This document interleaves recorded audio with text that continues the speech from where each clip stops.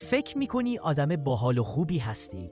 خبر تلخ اینه که هممون یه سری ویژگی‌های ریز و درشت زننده داریم که میتونه باعث دور شدن آدما از خودمون بشه. اولین ویژگی انرژی خوارها، کسایی که انرژی هر جمعی رو با غر زدن، شکایت کردن و انرژی منفی خالی میکنن. بودن کنار اینا مثل شارژ گوشیه که مدام خالی میشه.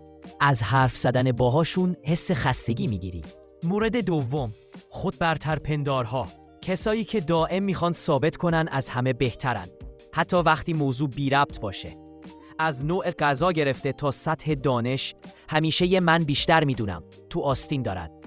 مورد سوم، بی احترام ها، کسایی که با کارهای کوچیک بی احترامی میکنن، مثل قطع کردن حرف دیگران، نگاه های تحقیرآمیز یا حتی بی توجهی کامل به حضور دیگران.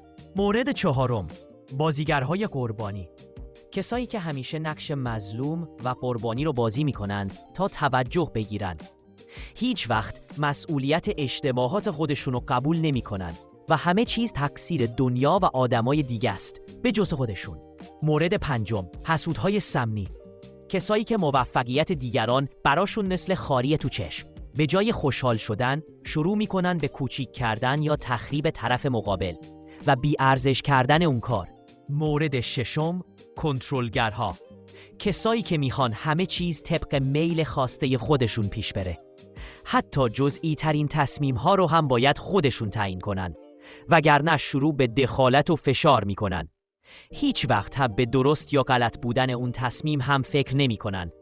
فقط میخوان حرف خودشون رو به کرسی بنشونن.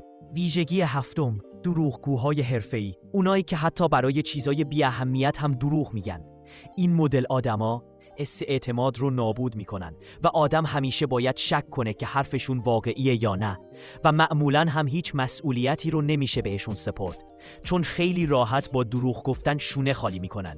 مورد هشتم، بی حد و مرزها، کسانی که هیچ خط قرمزی برای حریم شخصی دیگران ندارن، از سوالهای خصوصی گرفته تا دخالت در زندگی. انگار همه چیز براشون آزاد و بی قانونه. خودشون حق دخالت دارن ولی کسی نباید تو کار اونا دخالت کنه. جالبه. ویژگی نهم، خودخواهای بیرحم، کسانی که فقط به نفع خودشون فکر میکنن. حتی وقتی که میدونن کاری به ضرر دیگرانه، باز انجامش میدن چون به نظرشون فقط مهم منم. مورد دهم، نمایشگرهای مصنوعی، آدمایی که همه چیزشون ظاهریه. لبخند زورکی، تعریفهای غیر واقعی یا رفتارهای بیش از حد نمایشی. وقتی نزدیکشون میشی حس میکنی پشت این نقاب هیچ چیز واقعی وجود نداره و مثل دسته افراد دروغگوها هستن که نمیشه بهشون اعتماد کرد. به نظرتون شما و اطرافیانتون کدوم ویژگیو دارین؟ کامنت کنید. لایک و سابم یادتون نره. تا بعد، فعلاً.